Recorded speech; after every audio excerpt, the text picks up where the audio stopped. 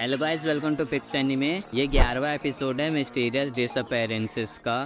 तो दोस्तों, episode start होता है और हम देखते हैं रेन और सुमिरे नोदोका से उसका कर्स टैबलेट ले लेते हैं। वो टैबलेट काफी जल चुका था और सुमिरे रेन से पूछती है कि क्या तुम इसको एक्सचेंज करके अपने घर जाने की टिकट ले पाओगे। रेन बोलता है पता नहीं। सुमिरे ये भी बोलती है कि जब से वो रेन और इन इंसिडेंट्स के साथ इन्वॉल्व हुई है, उसको लिखने के लिए काफी सारे आइडियाज आने लगे हैं। सुमिरे और रेन बैठे होते हैं और सुमिरे बोल रही होती है कि इतनी गर्मी में कोल्ड ड्रिंक्स पीना बहुत अच्छा लगता है और रेन किसी और चीज के बारे में सोच रहा होता है। फिर सुमिरे बोलती है कि उसने आज तक कभी भी स्विम सूट नहीं पहना। ये बात सुनकर रेन बोलता है बचपन में तो तुमने पहना ही होगा। सुमिरे बोलती है जब भी उसकी स्विमिंग क्लासेस होती थी वो नहीं जाती थी उन क्लासेस में, और सुमिरे कभी बीच या पूल भी नहीं गई है। और सुमिरे बोलती है कि क्यों ना हम किसी दिन ओतो के साथ बीच पर चलें। रेन भी हाँ बोलता है। फिर हम देखते हैं एक टावर पर लड़की खड़ी होती है, वही जो कैट से बातें कर रही थी। वो देखती है रेन को और रेन के आसपास मार्कर्स दिखते हैं उसे। सुमिरे और रेन वहां से जाने लगते हैं। तभी सुमिरे को वो काली बिल्ली दिखती है, लेकिन वो कैट काफी बड़ी होती है। वहाँ का एनवायरनमेंट फिर चेंज हो जाता है। रेन को फिर इस आदमी का कॉल आता है और वो बताता है कि उसके पीछे कई सारी कैट्स आने वाली हैं उसे मारने के लिए। सुमिरे रेन को बताती है कि उस टावर के ऊपर एक लड़की खड़ी है। सुमिरे जब उस लड़की को देखती है, उसे उस लड़की के सर पर कैट्स ईयर्स दिखते हैं और आसपास मार्कर्स भी। वो लड़की फिर उन दोनों के पास आ जाती है। वो लड़की बोलती है रेन से कि तुमसे मिलकर अच्छा लगा। रेन पूछता है कि तुम कौन हो। वो लड़की बताती है कि मैं इस एरिया के क्यूरियोसिटीज को मैनेज करती हूँ, तुम मुझे कैट सोवरेन बुला सकते हो। दोस्तों, फिलहाल मैं इसको कैट लेडी बुलाऊंगा। कैट लेडी फिर उसी काली बिल्ली से अटैक करवाती है रेन पर और वो रेन से कर्स टैबलेट भी ले लेती है। कैट लेडी बोलती है कि तुम क्यूरियोसिटीज को कहीं ले जाते हो और उन्हें यहाँ से भेज देते हो, पर अब मैं ऐसा नहीं होने दूंगी। सुमिरे छोटी हो जाती है और वो कैट लेडी से टैबलेट ले लेती है। सुमिरे को ऐसा देखकर कैट लेडी बोलती है तुम बियरर ऑफ यूथ हो ना, तुम मेरे रास्ते में मत आओ। सुमिरे बोलती है कि तुम रेन को चोट क्यों पहुंचाना चाहती हो। कैट लेडी बोलती है क्योंकि ये हमेशा मेरे काम के बीच में आता है इसलिए।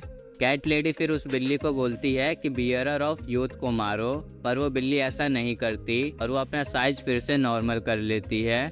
और वो बिल्ली कैट लेडी से बोलती है कि सुमिरे ने उसको खाना दिया था, इसलिए वो उसको नहीं मार सकती। कैट लेडी फिर बोलती है कि ठीक है, आज के लिए इतना काफी होगा। वहाँ का एनवायरनमेंट फिर से नॉर्मल हो जाता है। ये आदमी फिर से रेन को कॉल करता है और बताता है कि वो कैट लेडी इस एरिया के क्यूरियोसिटीज की बॉस की तरह है और वो रेन को हेट भी करती है। सुमिरे फिर रेन को वो टैबलेट दे देती है और वो दोनों अपने अपने घर चले जाते हैं। नेक्स्ट हम देखते हैं सुमिरे योरुमुन के बारे में सोच रही होती है ताकि वो अपनी नोवेल में उससे रिलेटेड कुछ लिख पाए। फिर हम देखते हैं रेन उस टैबलेट और एज छोटा करने वाली बुक को काउंटर पे दे देता है। फिर काउंटर के अंदर से आवाज आती है कि गारे सील्ड कर्स्ड ऑब्जेक्ट्स आजकल बहुत हो रहे हैं। रेन बोलता है क्या इससे टिकट मिल जाएगी, और वो आवाज बोलती है कि क्यूरियोसिटी का डाटा सेव नहीं है इस कर्स ऑब्जेक्ट में, तो तुम ज्यादा उम्मीद मत रखना, पर एक दूसरा रास्ता भी है। रेन फिर वहाँ से जा रहा होता है और स्टेशन के बाहर ओतो भी रेन का इंतजार कर रही होती है। फिर हम देखते हैं सब लोग अपनी नॉर्मल लाइफ जी रहे होते हैं।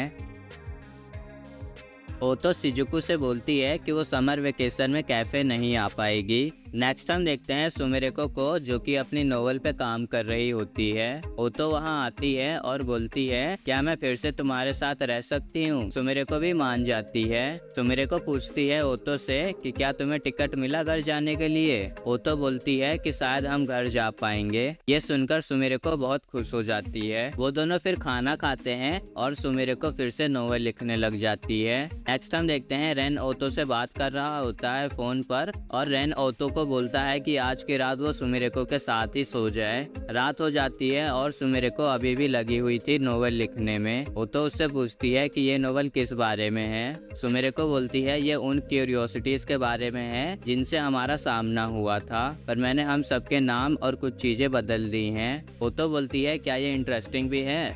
और सुमेरे को बोलती है ये तुम्हारी और रेन की स्टोरी है तो इंटरेस्टिंग तो होगी ही। फिर सुमेरे को पूछती है ओतो से कि उसका समर वेकेशन कब से चालू होगा और ओतो बोलती है कल से, और वो कल नोदोका के साथ स्कूल जाएगी। फिर सुमेरे को बोलती है तो तुम्हारे बैग में स्विम सूट भी होगा, और सुमेरे को ओतो को बोलती है स्विम सूट दिखाने को।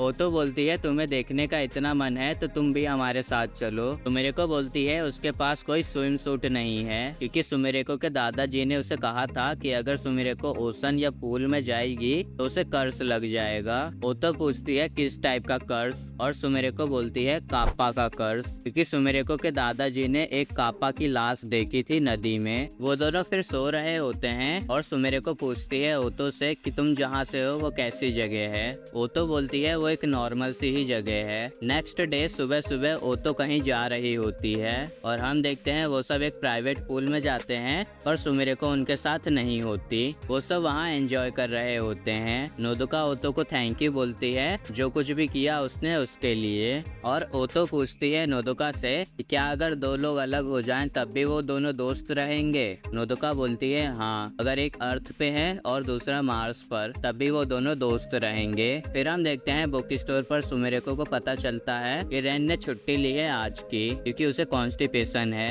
मैनेजर बोलता है मुझे नहीं लगा था कि रेन भी इस कॉन्स्टिपेशन का शिकार हो जाएगा। सुमेरे को बोलती है रेन भी का क्या मतलब, और मैनेजर बोलता है कि तुम्हें भी हुआ था ना जब तुम नहीं आ रही थी बुक स्टोर, तब रेन ने मुझे बताया था। सुमेरे को गुस्सा होती है ये सुनने के बाद। फिर हम देखते हैं ओतो अपने दोस्तों को बताती है कि वो और रेन अपने घर जाएंगे समर वेकेशन में, और वो उन सबको गिफ्ट भी देती है।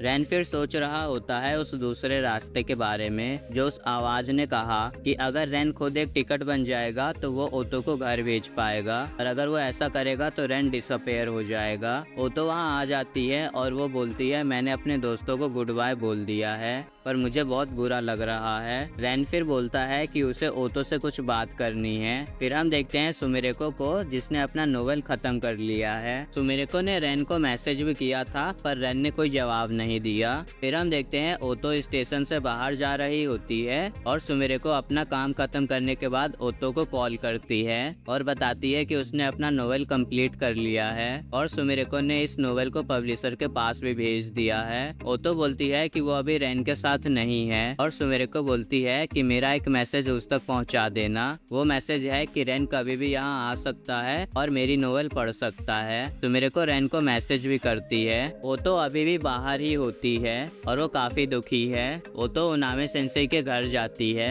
दूसरी तरफ सुमेरेको अपने नोवेल का प्रिंट निकाल रही होती है और उसके नोवेल का टाइटल है मिस्टीरियस डिसअपेरेंसेस। सुमेरेको ने और भी मैसेज भेजे थे रेन को पर रेन का कोई जवाब नहीं आता है। सुमेरेको सो जाती है और हम देखते हैं उसके घर के बाहर एक बिल्ली उस पे नजर रखे हुए है। फिर हमें दिखाया जाता है कि रेन ने उस आवाज की बात मान ली थी और एक टिकट बनने के लिए वो तैयार हो गया था। वो आवाज बोलती है अगर तुम टिकट बनोगे तो ओतो अपने घर तक जा पाएगी जो कि है अंडोरो स्टेशन। वो आवाज फिर बोलती है कि तुम तो वैसे ही अपने अंतिम समय में हो। फिर हम देखते हैं ओतो के दोस्त उसकी दी हुई पीनट बार खा रहे होते हैं। और दोस्तों ये वाला एपिसोड यहीं पे खत्म होता है। दोस्तों अगर वीडियो अच्छी लगी हो तो लाइक करना और चैनल को सब्सक्राइब करना। Thanks for watching guys.